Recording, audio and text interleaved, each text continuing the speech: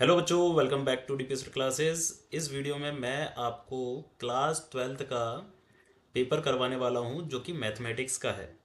Part 3 video है जो कि हम करवा रहे थे। जो क्वेश्चन पेपर करवा रहे थे 22-32, जो सेट नंबर सी था, उसकी थर्ड वीडियो है। पहली वीडियो में हमने सारे के सारे एमसीक्यू करवा दिए थे आपको क्वेश्चन के। ठीक है ना।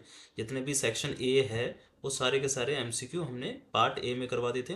अगर आपने नहीं देखा तो देखना जरूर। और पार्ट सेकंड में हमने आपको सेक्शन बी करवा दिया था जो कि आपके 2 मार्क्स वाले क्वेश्चन थे। ठीक है ना। ये सारे क्वेश्चन हमने पार्ट 2 में करवा दिए। आज की क्लास में हम करवाने वाले हैं सेक्शन सी। सेक्शन सी जो कि आपके 3 मार्क्स वाले क्वेश्चन है। ठीक है। काफ़ी क्वेश्चन है, देख सकते हैं।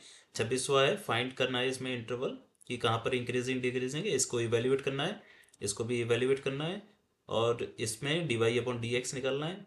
ये आपका वेक्टर का क्वेश्चन है जो कि यूनिट वेक्टर निकालना है कब परपेंडिकुलर टू ईच अदर वाला। फिर ये वाला कंसेप्ट करना है आपको। और देन फिर एक क्वेश्चन है ये वाला इनवर्स ट्रिग्नोमेट्री का। ठीक है, इंपॉर्टेंट क्वेश्चन है। और फिर एक मैट्रिक्स का क्वेश्चन आपको दे दिया है जिसमें इक्वेशन की यूज से आपको ए इनवर्स फाइंड करना है। ये बहुत ही इंपॉर्टेंट क्वेश्चन है, ज़्यादा से ज़्यादा पेपर में आ सकता है ये। ठीक है। तो चलिए स्टार्ट करते हैं आज की क्लास को इन क्वेश्चनों के साथ। देखिए पहला क्वेश्चन है आपके पास। देखिए पहला क्वेश्चन है इसके अंदर 26, जो कि कह रहा है फाइंड द इंटरवल। इंटरवल निकालना है आपको, किस चीज़ का इंटरवल निकालना है? इंक्रीजिंग और डिक्रीजिंग का। तो देखो इंक्रीजिंग और डिक्रीजिंग निकालने के लिए सबसे पहले आपको फंक्शन को क्या करना पड़ता है? डेरिवेटिव करना पड़ता है। और आपको दे रखा है कि एक्स की जो वैल्यू है बिलोंग्स टू 0 to π/2 है, यानी कि 0 से लेकर 90 के बीच में आपके पास ये इंटरवल निकल के आएंगे। ठीक है। तो करते हैं। सबसे पहले आपके पास क्या दे रखा है? फंक्शन दे रखा है एफ एक्स, दे रखा है sin 3x। इसका डेरिवेटिव करेंगे तो sin 3x का क्या हो जाएगा? cos 3x। और 3x का दोबारा से करेंगे तो 3 आ जाएगा। ठीक है। देन फिर क्या करते हैं कि एफ डैश एक्स की वैल्यू को 0 मानते हैं। एफ डैश एक्स को क्या मानते हैं? आपको 0 मानते हैं। ठीक है। 0 मान के x की वैल्यू आ जाएगी तो इसको 0 रखेंगे। 3 cos 3x। ठीक है। तो 3 जो है वो 0 के नीचे चला जाएगा, वो 0 हो जाएगा और ये हो जाएगा cos 3x। अब देखो आपको ये देखना है कि cos की वैल्यू 0 कब कब होती है। cos की वैल्यू 0 कब कब होती है? cos की वैल्यू 0 होती है एक तो 90 डिग्री पर। दूसरा cos की वैल्यू 0 होती है cos 3π/2 पर। ठीक है। अब cos से cos हट जाएगा तो ये हो जाएगा 3x = π/2। ऐसे यहाँ पर भी 3x = 3π/2। अब ये नीचे आ जाएगा x की वैल्यू π/6। और ये x की वैल्यू ये 3 से 3 कट जाएगा तो ये आ जाएगा π/2। तो मतलब इंटरवल आपके पास 0 से लेकर 90 के बीच में ही आए हैं, यानी कि इंटरवल आपके बन जाएंगे कुछ इस तरीके से। सबसे पहले 0, देन π/6 और फिर π/2, इस तरीके से हो जाएगा। तो दो इंटरवल बन गए आपके पास, है ना। दो इंटरवल आ गए। इंटरवल आ गए आपके पास 0 से लेकर π/6, देन π/6 से लेकर π/2, इस तरीके से आ गए। ठीक है। अब आपको ये देखना है कि किस पर ये इंक्रीजिंग है और किस पर ये डिक्रीजिंग है। तो इंक्रीजिंग और डिक्रीजिंग का कंसेप्ट निकालने के लिए आपको क्या करना होता है? एफ डैश एक्स को चेक करना होता है कि F dash x less than 0 है या F dash x more than 0 है। अगर वो लेस देन 0 है तो डिक्रीजिंग, और अगर मोर देन है तो इंक्रीजिंग। बस इतना ध्यान रखना है आपको। ठीक है। तो एफ डैश एक्स आपने निकाल ही लिया था। एफ डैश एक्स क्या आया था आपके पास? ये रहा कॉस। चाहे आप 3 ले लो या मत लो, कोई टेंशन नहीं होती। जैसे कि 3 cos 3x है, तो 3 को ले लो या मत लो, उससे कोई फर्क नहीं पड़ेगा। ठीक है। अब आपके पास पहला इंटरवल था 0 से लेकर π/6। इसमें आप वैल्यू रखो कोई सी भी, इसके बीच की कोई सी भी वैल्यू रखो x में। तो देखो 0 रखो या 0, अब ये है 30 डिग्री, है ना। 0 से लेकर 30 डिग्री के बीच में क्या ही होगा? आप इसे ही रख दो, एफ डैश π/6 रख दो। तो ये हो जाएगा 3 cos 3π/6। तो वैल्यू कितनी आएगी? 2 आ गई। तो cos 90 हो गया ये आपका। ठीक है। cos 90। तो cos 90 क्या होता है? 0 होता है। तो ज़ीरो को, अच्छा देखो अब ज़ीरो आ रहा है यहाँ पर, ठीक है, और ज़ीरो रखने पर क्या आता है, वन आता है। अगर कॉस जीरो रख दोगे आप तो वन आएगा, और यहाँ पर क्या आ रहा है, ज़ीरो आ रहा है, ठीक है। तो मतलब इस पूरे ड्यूरेशन में ये पॉजिटिव ही होगा, सिंपल सी बात है। तो एज्यूम करेंगे कि ये वाली वैल्यू क्या होगी, यहाँ पर पॉजिटिव होगी। पॉजिटिव का मतलब ये इंक्रीजिंग होगा। कौन से वाले इंटरवल पर, जीरो से लेकर पाई/6 पर। फिर दूसरा इंटरवल है पाई/6 से लेकर पाई/2। अब इसमें कोई सी भी वैल्यू रख देंगे, जैसे पाई/4 रख देते हैं, है ना। 3 cos 3 पाई/4, 3 cos 3 पाई/4 यानी कि 135 पर, 135 पर कॉस तो नेगेटिव होता है ना। तो इसका मतलब ये माइनस का 3, और इस पे वैल्यू होती है 1/√2। तो नेगेटिव में आ रहा है, नेगेटिव में आने का मतलब क्या है, ये डिक्रीजिंग है। तो इसका मतलब सिंपल सिंपल समझ में आ गया कि इस पर तो ये इंक्रीजिंग आ रहा है, और इस पर क्या आ रहा है, ये डिक्रीजिंग आ रहा है। सिंपल सा कंसेप्ट है, ठीक है। अगला देखते हैं, क्वेश्चन नंबर 27। इसको इवेल्युएट करना है, और इसको इवेल्युएट करने के लिए आपको आईलेट का फॉर्मूला लगाना पड़ेगा। आईलेट जो कि आपको याद होगा, आईलेट में क्या करते हैं, ये इन्वर्स होता है लॉग, एलजेब्रा, ट्रिग्नोमेट्री और एक्सपोनेंशियल। अब इसमें क्या क्या है, आपके पास एक्सपोनेंशियल है और ट्रिग्नोमेट्री है। तो एक्सपोनेंशियल यहाँ पर आ गया और ट्रिग्नोमेट्री यहाँ पर आ गई। तो कौन सी वैल्यू पहले आ रही है, ट्रिग्नोमेट्री। तो जो पहले आ रही है उसको यू मानते हैं, और जो बाद में आती है उसको वी मानते हैं, ठीक है। और इसमें u इंटू वी का जो फॉर्मूला होता है वो याद रखें, u v का इंटीग्रेशन माइनस फिर डेरिवेटिव u का और v का इंटीग्रेशन, इस तरीके से टोटल इंटीग्रेशन फिर हो। अब यहाँ पर देखो हमारे पास क्या है, इंटीग्रेशन करना है ई एक्स साइन एक्स का। u क्या है आपके पास, साइन एक्स। v क्या है, ई एक्स। तो u क्या है, साइन एक्स, और v क्या है, v है आपके पास ई एक्स। तो ये हो जाएगा साइन एक्स इंटू में ये होता है आपके पास, अच्छा ये तो हम आई लेके चल लेते हैं, ठीक है। ये हो जाएगा ई एक्स का ई एक्स। अब साइन का डेरिवेटिव क्या होगा, कॉस, और ई एक्स का डेरिवेटिव ई एक्स, ठीक है। अब देखो, अब यहाँ पर क्या है कि दोबारा से फिर से आपको क्या लगाना पड़ेगा, आईलेट लगाना पड़ेगा। तो ये हो जाएगा I equal to e x sine x minus, आईलेट दोबारा लगाएंगे तो ये फिर से u हो जाएगा और ये v हो जाएगा। तो कॉस एक्स v का इंटीग्रेशन माइनस टोटल का इंटीग्रेशन, और फिर derivative of cos x multiply by E x का इंटीग्रेशन।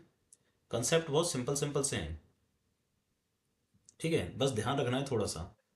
अभी हो जाएगा ई एक्स साइन एक्स। ये क्वेश्चन बहुत बार आ चुका है और इंटरेस्टिंग है थोड़ा सा क्वेश्चन, और थोड़ा सा कन्फ्यूजन वाला भी है, ठीक है ना।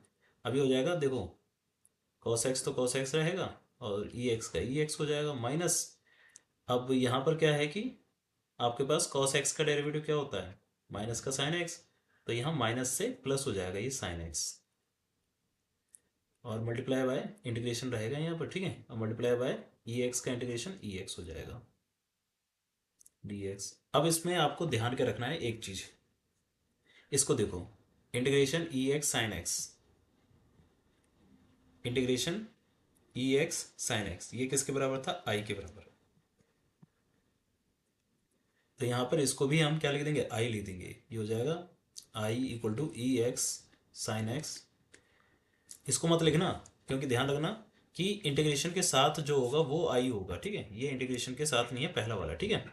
ये हो जाएगा, अब देखो माइनस से मल्टीप्लाई करेंगे तो e x cos x minus plus minus, और ये आई, आई इधर जाएगा तो टू आई हो जाएगा, और ई एक्स कॉमन आ जाएगा तो ये हो जाएगा साइन एक्स प्लस माइनस का कॉस एक्स। इस तरीके से ये आपका आंसर आ जाएगा, ठीक है। अगला क्वेश्चन करते हैं। क्वेश्चन है, इवेलुएट करना है आपको दिस इक्वेशन को। अब देखो इसमें ना P4 लगा सकते हो आप। P4 का पता कैसे चलता है, P4 प्रॉपर्टी का पता करने के लिए आपको बस इतना ध्यान रखना है, जीरो से लेकर ए की कोई लिमिट होनी चाहिए। अब ए की जगह पर ज़्यादातर देखना कि पाई/2 होना चाहिए, है ना। पाई/4 से काम नहीं चल पाएगा, पाई/2 होना जरूरी है। तो देखो इस क्वेश्चन को करने के लिए सबसे पहले जो क्वेश्चन लिखा है उसे लिखें, और उसी को सबसे पहली इक्वेशन मान लीजिए। इसी को मानते हैं फर्स्ट इक्वेशन, ठीक है। फिर इसमें P4 का यूज करते हैं, by using P4। By using P4 आई को साथ में रखें, क्योंकि आई को रखना पड़ता है, इसमें दोनों को जोड़ना पड़ता है, ठीक है। फिर करना क्या होता है इसमें, जो x है उसकी जगह पर आपको रखना होता है 90 - x, ठीक है। और उसके बाद ये हो जाता है आपके पास 0 से लेकर पाई/2 1/में 1 plus cot 90 - theta equal to tan theta, ठीक है। इस तरीके से ही हो जाएगा, ठीक है। अब इसको मान लेंगे इक्वेशन नंबर 2। अब दोनों को क्या करना होता है, प्लस करना होता है, फर्स्ट प्लस सेकंड। तो देखो आई और आई को जोड़ोगे तो ये आ जाएगा 2i। लिमिट रहेगी 0 से लेकर पाई/2, और एक तरफ है 1/में 1 प्लस रूट कॉट, और एक तरफ है 1/में 1 प्लस रूट 10, ठीक है। दोनों को प्लस कर रहे हैं। अब प्लस देखो, प्लस करते समय ना, अभी तो एलसीएम अलग अलग है, तो क्या करो कि एलसीएम सेम लाने की कोशिश करो, और उसके लिए आप इसको थोड़ा सा ओपन करेंगे। जैसे कि कॉट एक्स को क्या लिख सकते हैं, कॉट एक्स को लिख सकते हैं रूट कॉस अपन में रूट साइन। ऐसे इसको भी 1 plus root sine root cos. अब इसका जब आप एलसीएम लोगे, यानी कि इसका, इस पहले वाले का एलसीएम लेंगे, साइन इधर चला जाएगा और फिर नीचे वाला साइन ऊपर चला जाएगा। ऐसे इसके साथ भी होगा। तो ये हो जाएगा आपके पास 2i इक्वल टू इंटीग्रेशन 0 से लेकर पाई/2, और ये हो जाएगा रूट साइन एक्स अपॉन में रूट साइन एक्स प्लस का root cos x, plus root cos x upon में root cos x plus root sine x dx। 2i equal to integration 0 से लेकर पाई/2। अब देखो एलसीएम लेंगे, दोनों का सेम आ गया ना एलसीएम, तो दोनों का सेम एलसीएम आ जाएगा, तो ये हो जाएगा root sine x plus root cos X. ऊपर भी सेम रहेगा, root sine x plus root cos X. अब दोनों की वैल्यू क्या आ गई, सेम आ गई, न्यूमरेटर की भी और डिनोमिनेटर की, कट जाएगा ये। तो क्या आ गया आपके पास, 2i इक्वल टू 0 से लेकर पाई/2 और 1 dx। 1 का इंटीग्रेशन क्या होता है, x। अब सबसे पहले पाई/2 रखेंगे, तो 2i इक्वल टू में पाई/2 और फिर देन 0 रखेंगे, तो पाई/2 ही आ जाएगा। तो ये हो जाएगा 2i इक्वल टू पाई/2। तो i की वैल्यू क्या आ जाएगी आपके पास, पाई/4 यूनिट। तो इस तरीके से ये आपका आंसर कंप्लीट हो जाएगा, ठीक है। सिंपल सा क्वेश्चन था, थोड़ा सा लेंथी हो गया, ठीक है। बाकी आप एक दो स्टेप इसमें जल्दी जल्दी काट के कर सकते हैं, ठीक है। अगला देखते हैं, क्वेश्चन नंबर 28।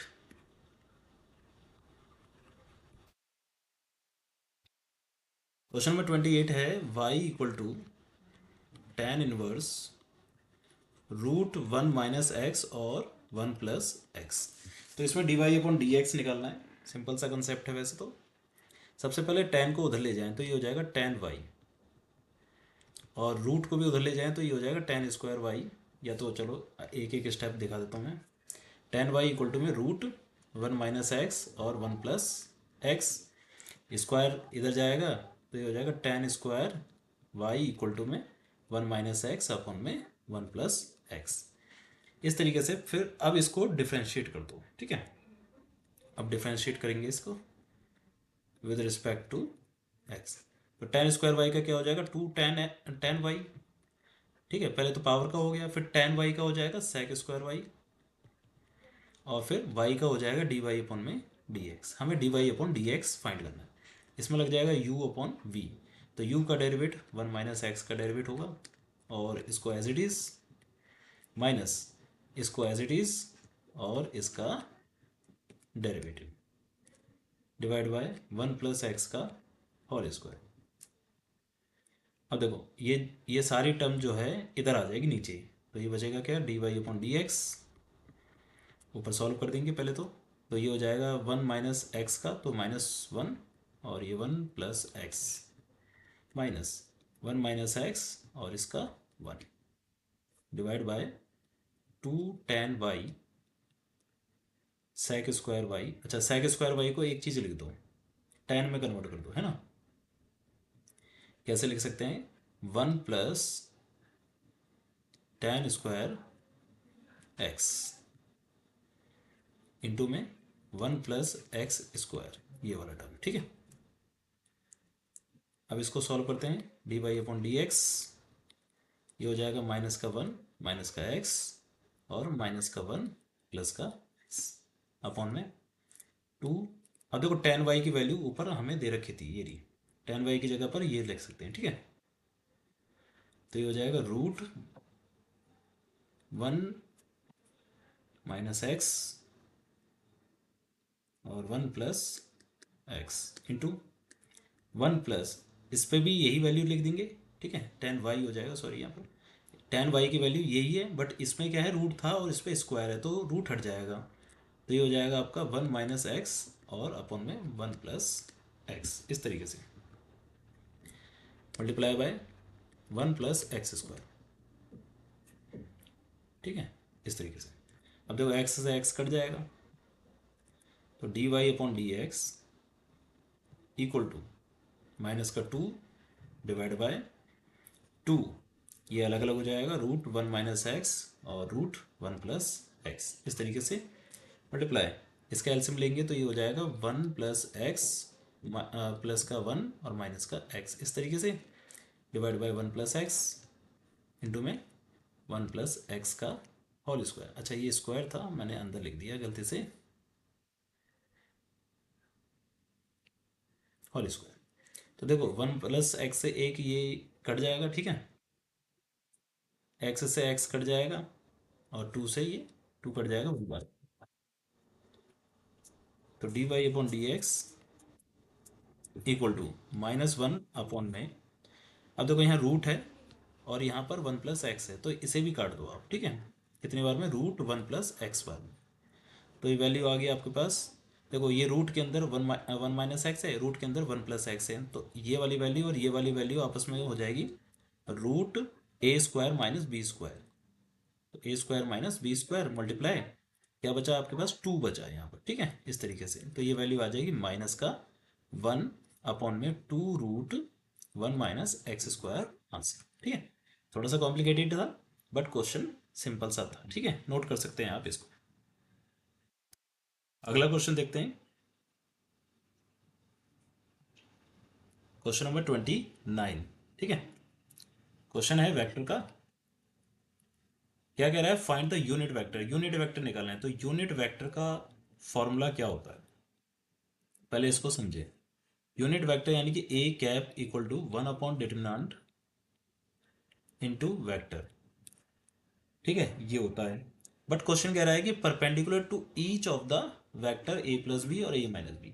तो देखो अगर आपको कभी वेक्टर निकालना हो, यानी कि दो वेक्टर आपस में परपेंडिकुलर हैं और आपको क्या निकालना है, एक परपेंडिकुलर वेक्टर निकालना है, तो परपेंडिकुलर वेक्टर निकालने के लिए आपको क्या करना पड़ता है, क्रॉस। ध्यान रखना, ये परपेंडिकुलर वो वाला नहीं है कि a dot B equal to 0 रखो, तो a dot B equal to 0 से तो पता चलता है कि वो परपेंडिकुलर है या नहीं है। बट आपको क्या निकालना है यहाँ पर, एक वेक्टर जो कि कैसा हो, इसके ऊपर परपेंडिकुलर, मतलब परपेंडिकुलर वेक्टर निकालना है। तो परपेंडिकुलर वेक्टर निकालने के लिए क्रॉस करते हैं किसका, a प्लस बी का क्रॉस करोगे आप किसके साथ, a माइनस बी के साथ। ध्यान रखना, आप अब की बार क्या निकाल रहे हैं, वेक्टर निकाल रहे हैं, ठीक है ना। तो पहले आपको क्या चाहिए, a plus B, a minus B, तो a प्लस बी बताओ, a ये रहा और b ये रहा, इन दोनों को प्लस कर दो, तो ये हो जाएगा आपके पास, आई और आई को जोड़ देंगे तो 2i जे और जे को जोड़ देंगे तो 3J, और के को जोड़ देंगे तो 4K क्रॉस। अब माइनस कर दो, आई में से आई गया तो 0, जे में से ये गया तो माइनस का जे, और के में से ये गया तो माइनस का 2K, इस तरीके से।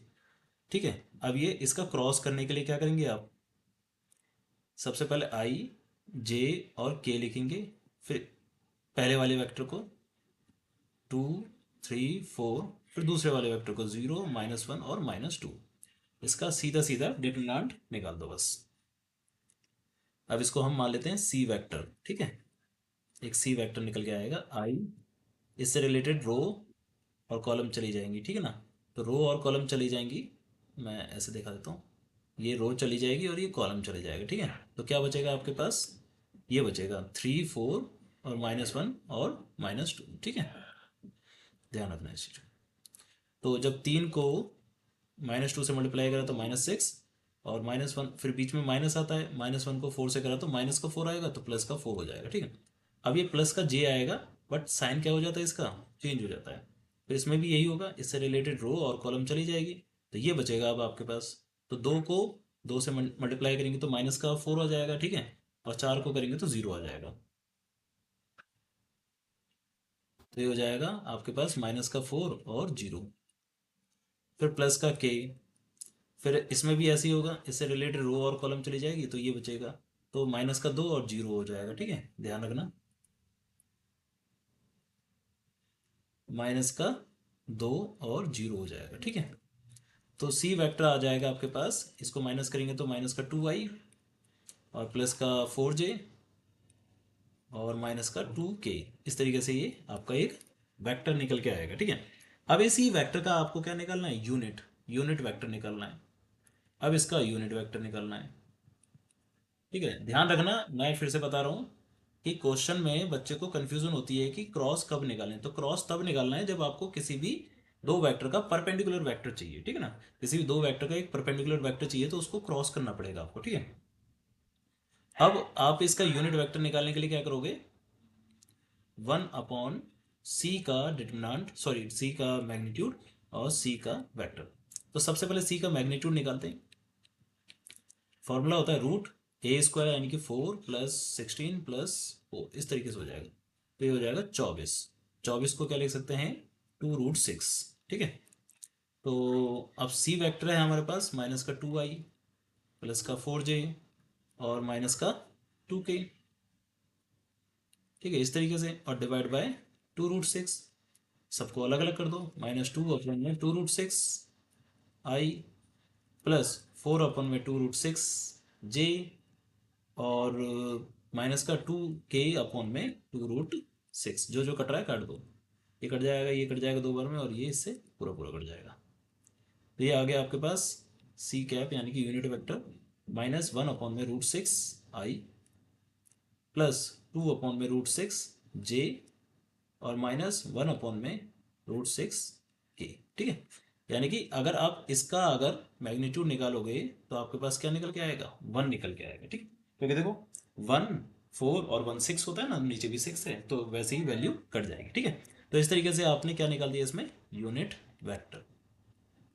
ठीक है, ध्यान रखना क्वेश्चन सिंपल सा है, ज़्यादा कुछ इसमें नहीं था। ठीक है, अगला क्वेश्चन करते हैं, क्वेश्चन नंबर 30।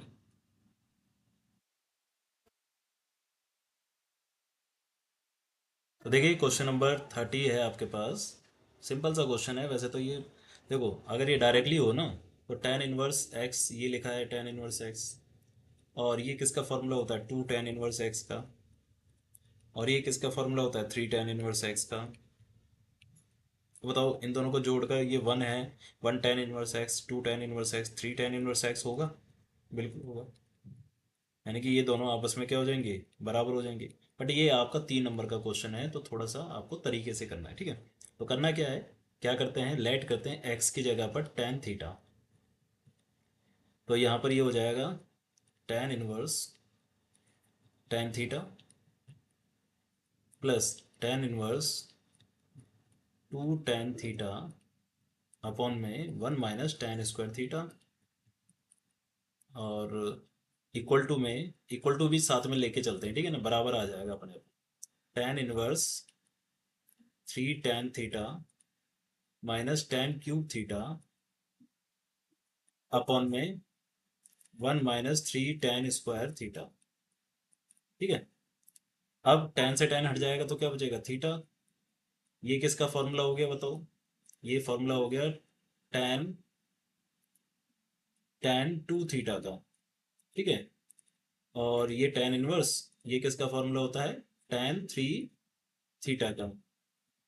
इस तरीके से तो थीटा, थीटा की जगह पर क्या आ जाएगा, देखो थीटा की जगह पर यहाँ पर आ जाएगा theta equal to tan inverse x हो जाएगा। ठीक है, तो ये हो जाएगा tan inverse x plus tan से tan हट जाएगा, tan इनवर्स से tan हट जाएगा तो ये बचेगा 2 थीटा।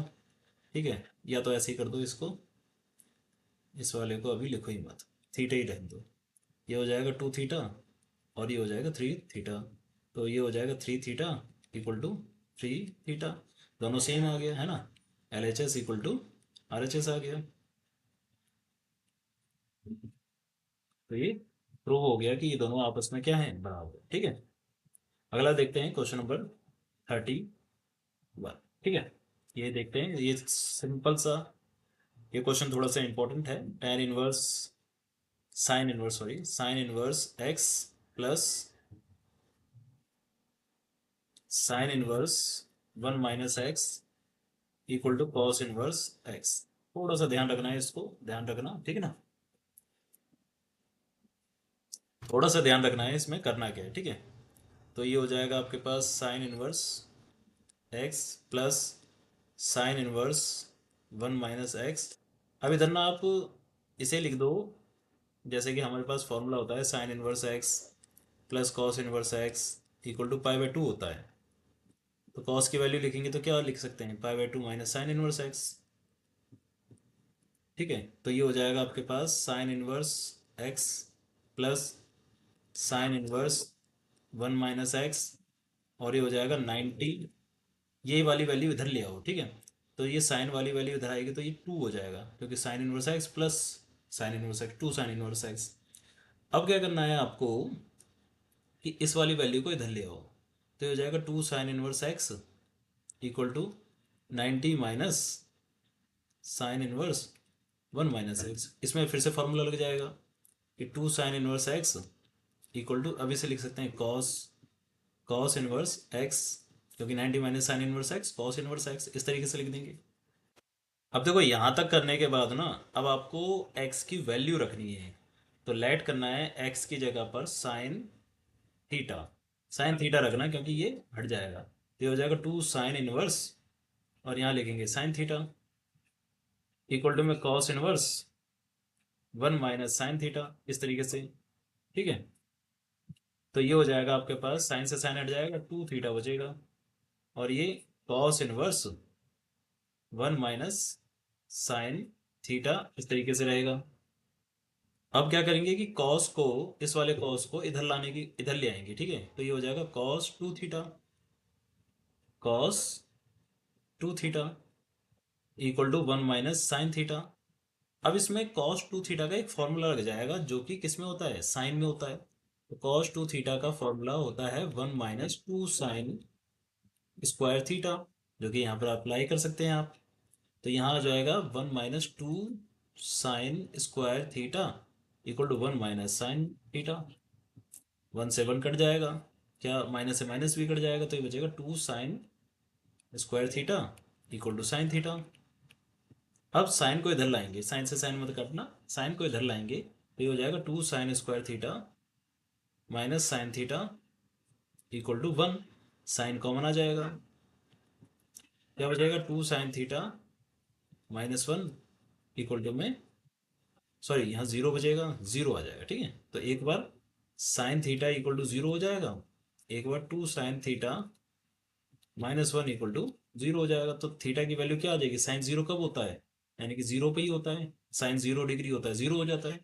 और ये हो जाएगा sign theta equal to 1/2।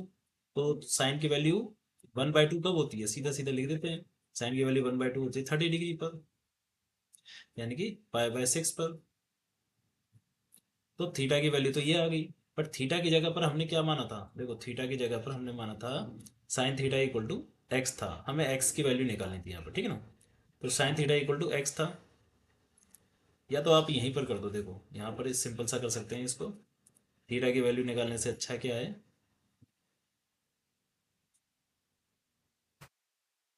Theta की वैल्यू निकालने से अच्छा है कि सीधा सीधा एक्स की वैल्यू निकल जाएगी। साइन थीटा को हमने क्या मान रखा था, एक्स, तो एक्स की वैल्यू क्या होगी, जीरो होगी। यहाँ पर भी साइन थीटा को एक्स मान रखा था, उसकी वैल्यू क्या हो जाएगी, 1/2। तो ये आपका क्या हो जाएगा, आंसर हो जाएगा, ठीक है, ये आंसर। तो यहाँ पर ये इस तरीके से आपका आंसर कंप्लीट हो जाएगा, ठीक है। सिंपल सा क्वेश्चन था, ध्यान रखना, ठीक है। अगला क्वेश्चन करते हैं। अगला क्वेश्चन देखिए, क्वेश्चन नंबर 31 है, इंपॉर्टेंट क्वेश्चन है, ठीक है। क्वेश्चन कह रहा है कि आपको शो करना है, क्या शो करना है, कि एक मैट्रिक्स ए है और सेटिस्फाई करना है पहले तो ए स्क्वायर माइनस 4a प्लस आई में, और फिर इसके बाद आई जो है एक आइडेंटिटी मैट्रिक्स है, इससे कोई मतलब नहीं है, और एक ज़ीरो मैट्रिक्स है आपके पास, ज़ीरो, ठीक है, यानी कि एक ज़ीरो मैट्रिक्स है 2 × 2 का, इससे भी कोई मतलब नहीं है। फिर बाद में आपको सेटिस्फाई, इसको इक्वेशन को सेटिस्फाई करने के बाद आपको इक्वेशन को क्या करना है, यूज कर कर ए इनवर्स की वैल्यू फाइंड करनी है, ठीक है। तो देखो ये वाला कंसेप्ट बहुत आता है पेपर में, ठीक है। इसमें 3 नंबर का आ रहा है, 5 नंबर का भी आ सकता है, अगर ये थोड़ा सा 3 × 3 का मैट्रिक्स बन जाए तो कंसेप्ट सेम रहेगा, 3 × 3 का मैट्रिक्स बना देंगे, ठीक है। तो देखो कैसे करना है, पहले तो आपको ए स्क्वायर माइनस 4a प्लस आई में इसको सेटिस्फाई करना है, तो सबसे पहले ए स्क्वायर चाहिए आपको, है ना। तो ए स्क्वायर का मतलब होता है a × a। तो ए आपके पास है 2 3 1 2, और ये भी है 2 3 1 2। इसको मल्टीप्लाई करने के लिए रो को कॉलम से मल्टीप्लाई करते हैं, ठीक है। तो 2 को 2 से करेंगे तो 4, प्लस 3 को 1 से करेंगे तो 3, इस तरीके से ये पहला एलिमेंट आ जाएगा। फिर ऐसे ही इस 2 और 3 को 3 और 4 से, मतलब पहले इससे फिर इससे, फिर 2 को 3 से करेंगे तो 6 आ जाएगा, प्लस 3 को 2 से करेंगे 6, ये भी। फिर नीचे वाले को करते हैं, 1 को 2 से तो 2, 2 को 1 से 2, इसी तरीके से 1 को 3 से 3, और ये 4, ठीक है। अगर आपका आंसर सही होगा तो ये सेटिस्फाई हो जाएगा, ठीक है। तो ये हो जाएगा 7 6 12 और 7, ये आ गया है ना। तो यहाँ पर रख देंगे 7 12 6 7 माइनस 4a का मतलब है ए को 4 से मल्टीप्लाई कर देंगे सबको, तो मल्टीप्लाई करेंगे तो ये 8 हो जाएगा, ये 4 हो जाएगा, ये 12 हो जाएगा, और ये 8 हो जाएगा। आई का मतलब है आइडेंटिटी मैट्रिक्स 1 0 0 1, इक्वल टू 0 का मतलब है 0 0। अब देखो ध्यान से रखना, पहला एलिमेंट देखो 7 है, इधर क्या है -8, और इधर क्या है +1, ये हो गया, ठीक है। अब दूसरा एलिमेंट देखो 12, फिर इधर -12, ठीक है, और इधर तो 0 है। वैसे ही 6 -4, और 6 - 4, ये आपका थोड़ा सा यहाँ गलती होगी, 2 + 2 आपका यहाँ पर 4 ही आएगा, ठीक है, यहाँ गलती से हमने 6 लिख दिया, तो ये 4 आएगा।